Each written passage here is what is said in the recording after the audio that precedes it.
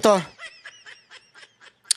pag-usapan naman natin yung kay Jason sa malupit ko kasi ito nangyari din eh. Nakakairita. Totoo lang, nung napanood ko to, ang lupit nito mga kababayan. Panoorin niyo to, ha? Samantala nang nakakalaya ang dating broadcaster na si Jay Sonza, pinayagan siyang makapagpiyansa matapos arestuhin dahil sa pagpapakalat umano ng fake news ukol sa kalusugan ni Pangulong Bongbong Marcos. At live mula sa Pasay, may express report si Dave Abuel. Dave, kamusta ba dyan? Kailan ba inaasahang makalaya nga itong si Jay Sonza? Nikki, humarap nga dito sa Pasay City Hall of Justice ang dating broadcaster na si Jay Sonza para sa arraignment ng kaso niyang unlawful publication in relation to Cybercrime Prevention Act. Pasado alas 8 kanina nang magkasunod na dumating sina Sonza at ang kanyang abogado na si Attorney Mark Tolentino sa Pasay RTC Branch 118. Yan ay matapos siyang mag-long weekend sa detention facility ng National Bureau of Investigation. Inaresto si Sonza noong Huwebes, April 30 sa kasong unlawful publication dahil sa umano'y pagpapakalat ng peking medical records ni Pangulong Bongbong Marcos. At dahil holiday noong Biyernes, sarado ang korte kaya sa kulungan siya nagpalipas ng weekend. Nauna ng kwinestyon ni Attorney Tolentino ang arrest warrant laban sa kanyang kliyente dahil not bailable ang nakasaad dito. Itinuwid naman ng korte ang naunang warrant at pinayagang magpiyansa ng 10,000 piso si Sonza. Pakinggan natin ang pahayag ni Attorney Tolentino. In fairness ng RTC judge natin, humingi siya ng paumanhin. Pagkakamali ng court na because of that pagkakamali, na-deprive ang liberty ng isang presumed innocent na tao. Hindi pa convicted si Jay Sonza, nakulong siya for 4 or 5 days. Until now, nasa kulungan pa. Tama ba ako ng dinig? Humingi ng pasensya? So nag-sorry yung court? Dahil mali. Ako hindi ko sinisisi yung korte dito pero parang malabo yung kwento na yun Malabo yung kwento na yun Judge ka, alam mo, para maging judge, napakahirap po. Antindi ng requirement para maging isang judge.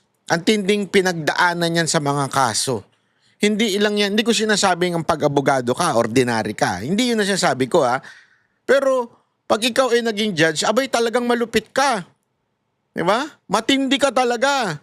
Alam mo talaga yung batas. Tapos magkakamali ka sa isang kaso na bailable ba o non-bailable? I mean, don't tell me nagkamali si Attorney Tolentino dito ng pagsabi na humingi ng paumanhin. Kasi, whether you like it or not, it was written doon na non-bailable. Tapos ngayon, meron pang bagong balita ngayon na lumabas na bailable. Nakalabas na si Jason. So, ibig sabihin, nakapag-bail na. So, tama yung sinabi nito na nagkamali dun sa una. Ayan Whether nag-sorry o hindi, nagkamali ang court. Yun ang punto dito RTC judge natin, humingi siya ng paumanhin. Pagkakamali ng court na because of that pagkakamali, na-deprive ang liberty ng isang presumed innocent na tao. Hindi pa convicted si Jay Sonza, nakulong siya for 4 or 5 days. Until now, nasa kulungan pa because of sa pagkakamali. Ayan, Samantala, hindi natuloy ang arraignment ni Sonza matapos maghain ng kanyang kampo ng motion to dismiss sa issue ng jurisdiction. Kinestyon nila kung bakit sa Pasay isinampa ang kaso, gayong nasa Maynila si Pangulong Bongbong Marcos na alleged offended party. Hihintayin pa ang tugon ng Department of Justice sa motion. Tanong, Banat Bay, meron bang pananagutan ang korte? According to the lawyer I spoke with, pwede, may pananagutan kung magsasampa itong abogado ni Jay Sonza sa Supreme Court kung nagkamali. Magkakaroon ng hindi naman kaso, hindi naman criminal case. Parang disciplinary action yung Supreme Court doon sa judge Kasi this is really a mistake. Whether humingi ng sorry o hindi humingi ng sorry, it was a mistake. Kasi yung una lumabas, non-bailable. Sa matter of fact, sinabi pa yan ni Matibag na non-bailable daw. At pinapatupad lang daw nila yung batas. But at the same time, ngayong araw na ito, meron na kapapakitang video na nakalabas na po si Sir Jay Sonsa. So ibig sabihin, it was really a mistake. Whether humingi na sorry o hindi, ibang usapan na yun. Ngayon, if there is a mistake from the judge, maari po ba itong makorek? Opo, maari. Kung itong kampo ni Sir Jay ay tumakbo sa Supreme Court at isumbong, magkakaroon daw ng disciplinary action, pwede. Ang tanong, gagawin kaya ni Atty. Tolentino? Yun ang tanong. O hahayaan na lang din yan dahil kailangang, alam mo na, may kaso yung tao. Hindi natin alam. Or uunahin muna na malipat yung kaso bago siya magreklamo sa Supreme Court. Ano na yan, legal strategy na yan ng kampo ni Sir Jay. Hindi natin alam. Tingnan natin mga susunod na araw. Pero kasi para sa akin, this is my take on this.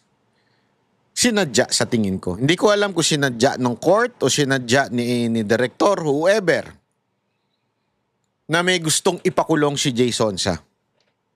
Kung sino man yun, hindi ko kilala. Kung korte ba yun, NBI ba yun? Sino kaya ang may sadyang gustong makulong si Jay Sonsa para magbigay takot doon sa mga nagkikriticize sa Pangulo? Remember, usapin ng Pangulo ito eh. Kasi nga, di ba, kung maalala nyo nung Vox Populi, tinanong ko nga yan eh. Would you consider that libel kung hindi mo alam na mali yung papel? Okay? Kasi dalawa yan. Una, yung libel case. Pangalawa, yung maling paratang. Pangalawa, yung publication noon. Kasi bawal naman i-public ang medical certificate ng isang tao. So doon sa libel case, makikita natin na maaari ang paging lusot, walang malis. Bakit? Hindi sinasadya. Ibig sabihin, akala totoo pero yung pala ay hindi totoo. Doon, pwedeng masabing walang malis, especially pag yan ay public official. Kasi ang public official, may room talaga yan for criticism. So, maaring doon. Di ba? Kaya nga, ito, alam mo, magandang bantayan ito dahil ito'y tila pananakot sa mga nagkikriticize. Para bagang sinasabi, wag nyo na kaming i-criticize or else, maaari ding magkamali sa inyo. At makulong kayo ng ilang araw, tsaka kayo makakapag-bail. Isipin nyo ito whether you are on the right track. Pag nagkamali sila, tandaan nyo, meron, alam mo yung presumed regularity na tinatawag na pag ang gumawa ay gobyerno, merong pinipresume na yan na tama yan. So ang magsasabi lang na mali yan ay yung court. Ang problema, may araw, may oras yung court. Diba? Ibig sabihin, during the weekend, supposedly merong merong bailing during the weekend. Hindi ko rin alam kung ano nangyari dito kasi dapat meron eh. Kasi merong ganyan ina-assign talaga eh. Naikwento sa akin ito ni Atty. Topacio. Kasi yung asawa pala ni Atty. Topacio, judge, huwes, ibig sabihin, alam. Meron daw during weekends, nagro-rotation sila mga judge na itinatalaga parang bailing para maiwasan na yung mga ganitong issue. Yung hindi ka makapag-bail during weekends.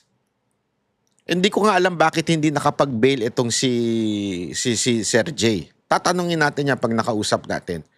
Pero gayunpaman, ito ba'y pananakot para ho sa mga bumabatikos sa gobyerno? Na wag na kayong bumatikos kung ayaw niyong maaberya. Kung ayaw nyo makasuhan, kung ayaw nyo magkamali sa inyo at maikulong kayo during the weekends. Yan ang ano ngayon. Yan ang mukhang pinapahiwatig. Kaya minsan nakakaano na rin, no? Nakakasawa na talaga eh. Kasi sabi nga, meron ako napanood eh. Sabi nung isang, nakalimutan ko na kung sino yung babae na nagsabi nung kasama ni Malutikia yun eh. Sa isang programa, sabi na, kontrolado na nila lahat. They weaponize every part of the government.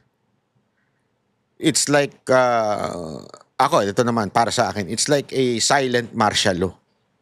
Kasi noon, lantaran ang martial law. Ngayon, parang silent martial law for me because tama yung sinabi nung in-interview ni Ma'am Malutikia na they weaponize every part of the government. It doesn't matter whether it is executive, legislative, or judiciary. They weaponize everyone. Na kung sino ang babatikos, gawa ng eksena, gawa ng demanda. Diba? Naalala ninyo, recently lang eh, yung kay Defensor. Nayari si Defensor nun. Recently lang din, itong nagturo kay Martin Romualdez na si Escudero. Nayari din si Escudero, dadamay din siya. Mantakin mo ikaw yung nagturo. Na ito talaga ang prominente, ito yung mismong hindi mapangalanan na pangalan. Itong si Zaldico tsaka si Romualdez, sila. Sabay biglang ikaw na? Anong nangyari? Di ba? Kaya dito mo makikita talaga na iba ang ngayon ng gobyerno. Na yan, magpapiyansa na ng 10,000 piso sina Sonza para sa pansamantalang niyang kalayaan. Nikki, bukod doon sa unlawful publication, may isa pang kasong cyber libel na kinakaharap si Sonza. Sa ngayon ay wala pa raw warrant para dyan at handa rin naman daw silang magbayad ng piyansa kung sakali. Balik sa'yo. Yan ang express report ni Dave Abuel. Kaya tama din yung sinabi ni nung ni attorney yung aming in-interview itong Sabado. 'Di ba? Abayon ba 'yun? Tama. Yun, basta siya. Sabi niya, tama talaga na i-decriminalize itong libel. Formally i-decriminalize ito to amending the Republic Act. Bakit? Kasi sobrang nawe-weaponize na ito. Katulad ito, tatambakan siya na ng demanda. Di ba? Although, supposedly, sabi ng Supreme Court ito nag-issue yung Supreme Court na dapat merong probability of conviction para magkaroon ng probable cause. Ngayon, hindi. Hindi na nasusunod yun. Probability of conviction ba yan? Di ba? So, mukhang nagkakaproblema na tayo din dun sa issue na... Hindi, kasi before, magaan lang eh. Magaan lang yung masasabi nating basihan.